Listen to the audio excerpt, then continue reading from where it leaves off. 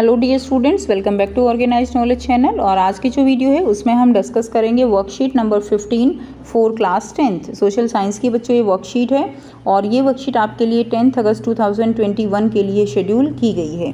आज की जो वर्कशीट है बच्चों उसमें हम रिसोर्सेज और उसके क्लासिफिकेशन के बारे में पढ़ने वाले हैं।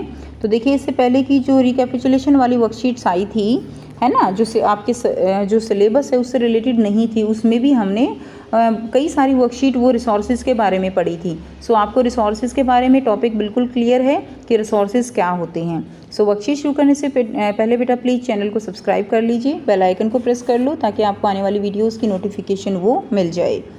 सो everything available in our environment which can be used to satisfy our need provided it is technologically accessible, economically feasible and culturally acceptable can be termed as resource। तो हम रिसोर्स को क्या कहेंगे? रिसोर्स क्या है? जितनी भी चीज़ें हमारे चारों तरफ हैं वो सभी क्या हैं? वो सभी रिसोर्स हैं अगर वो हमारे लिए क्या हैं? यूज़फुल हैं, ठीक है, हमारे लिए टेक्नोलॉजिकली असेसिबल है, यानी इजीली हम उनको जो है ले सकते हैं, इजीली हम उनका यूज़ कर सकते हैं। जैसे कि कई बार क्या होता है कि कुछ चीज़ें हमारे चारों तरफ होते हुए भी हमारे लिए संसाधन के रूप में नहीं होती हैं, रिसोर्सेज के रूप में नहीं होती हैं, ठीक है। तो जो रिसोर्सेज होते हैं वो हमें इजीली अवेलेबल होने चाहिए, वो हमें आप कह सकते हो कि वो कल्चरली जो है एक्सेप्टेबल होने चाहिए और उनकी लागत भी जो है वो फिजिबल होनी चाहिए। ऐसा नहीं है कि उनके ऊपर लागत बहुत ज़्यादा है और हमें मिल वो बहुत कम रही है तो वो भी हमारे लिए एक रिसोर्सेज की तरह काम नहीं करेगा। Do you think that resources are free gift of nature as is assumed by many? अब जो है, क्या आप भी ये सोचते हो कि जो रिसोर्सेज हैं वो नेचर के द्वारा दिए गए हमें गिफ्ट हैं? तो ऐसा नहीं है। रिसोर्सेज जो है, इवन हम भी क्या हैं, हम भी रिसोर्सेज हैं। Human is also a very very important resources, superior resources we are. Resources are a function of human activities, ठीक है। रिसोर्सेज क्या है? These are the function of human activities, जो हम एक्टिविटीज़ करते हैं उनसे ये प्रोड्यूस होते हैं। Human being themselves are essential components of resources, हम भी रिसोर्सेज का एक बहुत ही इंपॉर्टेंट कंपोनेंट्स हैं। And these resource they transform material available in our environment into resources and use them. तो जो ह्यूमन है वो आप कह सकते हो कि सुपीरियर कंपोनेंट है रिसोर्सेज का। क्यों?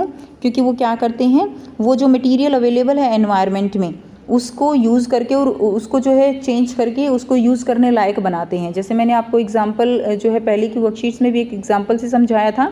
जैसे हमारे पास सॉइल है, सॉइल क्या है? एक नेचुरल रिसोर्सेज है हमारे लिए। तो उसका अगर वो ऐसे कैसे है तो वो जो है केवल प्लांट्स यूज़ करते हैं, लेकिन ह्यूमन क्या कर सकता है? ह्यूमन ने क्या किया है सॉइल के साथ? ह्यूमन ने सॉइल का यूज़ जो है वो आइडॉल्स बनाने में किया है ना, मूर्तियाँ बनती हैं। तो कैसे किया है? टेक्नोलॉजी से, अपने स्किल के द्वारा, अपने एजुकेशन के द्वारा, नॉलेज के द्वारा ह्यूमन ने जो नेचुरल रिसोर्सेज है उसको अपने लिए यूजेबल बनाया है, जो कि कल्चरली एक्सेप्टेबल भी है, फिजिबल भी है, इकोनॉमिकली फिजिबल भी है। तो ये सारी जो आप कह सकते हो कि कैरेक्टरिस्टिक हैं किसके लिए? रिसोर्सेज के लिए। क्लियर? अब देखिए, these resources can be classified in the following veg. अब रिसोर्सेज को हम किस तरह से क्लासीफाई कर सकते हैं? On the basis of origin. Origin के बेस पे देखिए कैसे कर सकते हैं। ओरिजिन के बेस पे these are of two type, biotic and abiotic. Biotic resources कौन से होते हैं? बायोटिक रिसोर्सेज जो हैं वो हैं जो कि लिविंग हैं, लाइक प्लांट्स एंड एनिमल्स, वो क्या है? बायोटिक रिसोर्सेज हैं।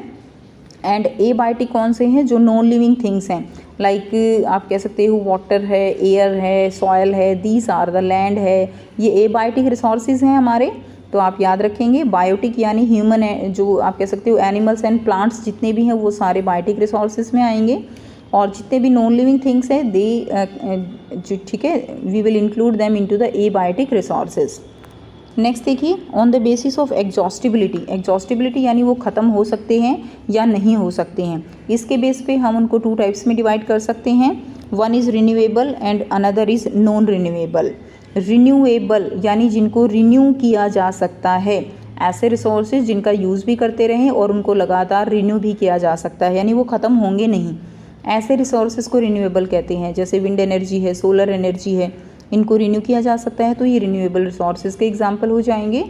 नेक्स्ट अगर हम बात करें नॉन रिन्यूएबल की, तो नॉन रिन्यूएबल में जो रिन्यू नहीं किए जा सकते, लाइक जो पेट्रोल, डीजल, ठीक है। नेचुरल गैस, ये कैसे हैं, ये नॉन रिन्यूएबल है, इनको बनने में करोड़ों साल लगते हैं, करोड़ों साल कैसे वेट करेंगे रिन्यू होने के लिए, ठीक है ना, हमारी लाइफ इतनी है ही नहीं। तो ये एक तरह से किस में आ गई, ये नॉन रिन्यूएबल में आ गई। और इसके लिए कंडीशन जो होती हैं वो भी बहुत ज़्यादा एक्सट्रीम टेम्परेचर, प्रेशर, इस तरह की कंडीशन से जाके जो है पेट्रोलियम बना है।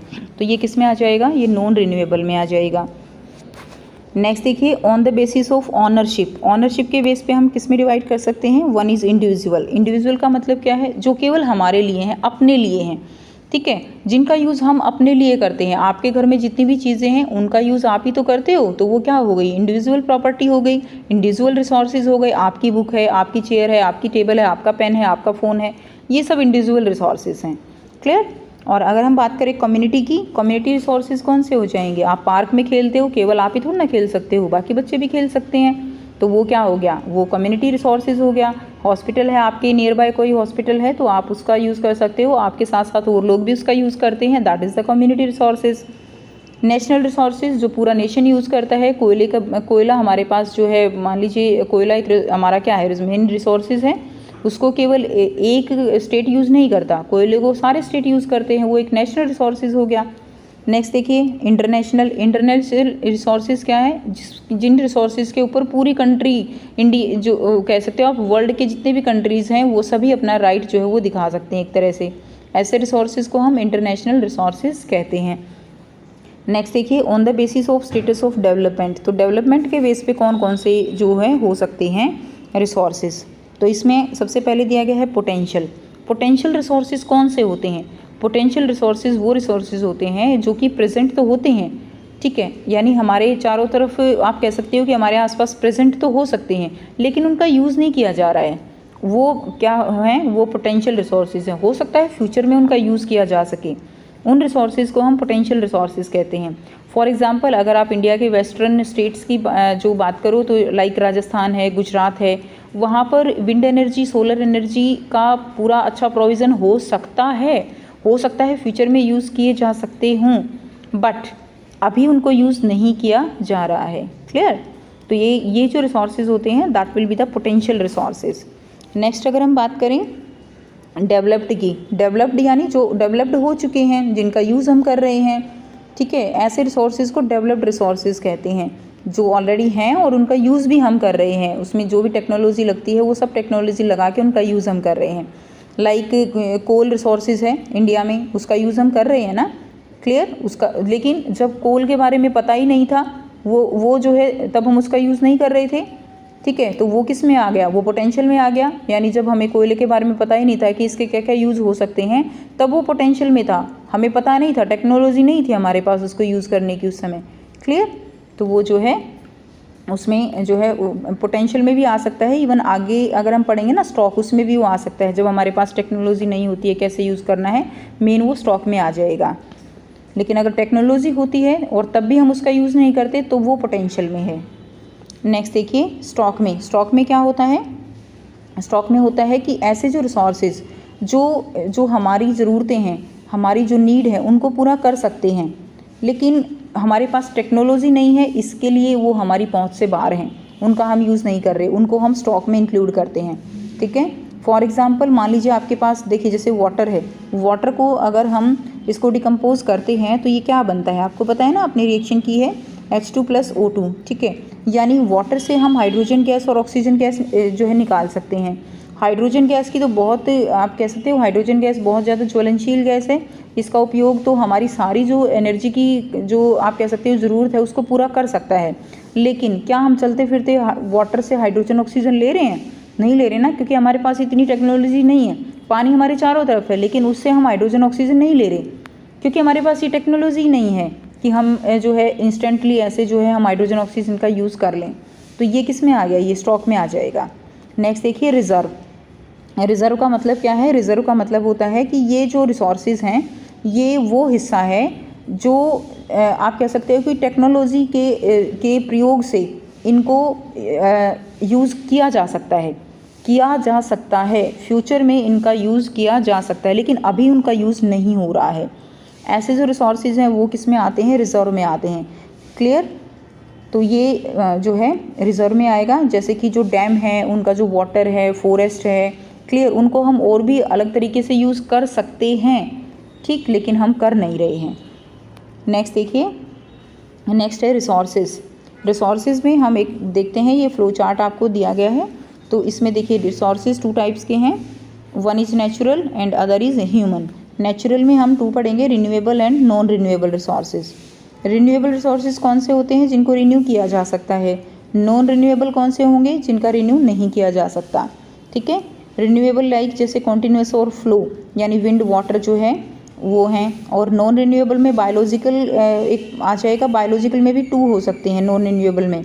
नेचुरल वेजिटेशन, फॉरेस्ट हैं, क्लियर, ये किसमें आ जाएंगे, ये आपके रिन्यूएबल में है, बायोलॉजिकल, ठीक है, नेचुरल और वाइल्ड लाइफ, इनको रिन्यू किया जा सकता है। फॉरेस्ट हैं, पेड़ लगा देंगे, रिन्यू हो जाएंगे, ठीक है। नेक्स्ट देखिए, नॉन रिन्यूएबल में रिसाइक्लेबल मटेरियल और नॉन रिसाइक्लेबल मटेरियल। तो रिसाइक्लेबल लाइक मेटल हैं, नॉन रिसाइक्लेबल जैसे फॉसिल फ्यूल, पेट्रोल, डीजल, इनको हम जो है रिसाइकल नहीं कर सकते, तो ये किस में आ जाएंगे, नॉन रिन्यूएबल में।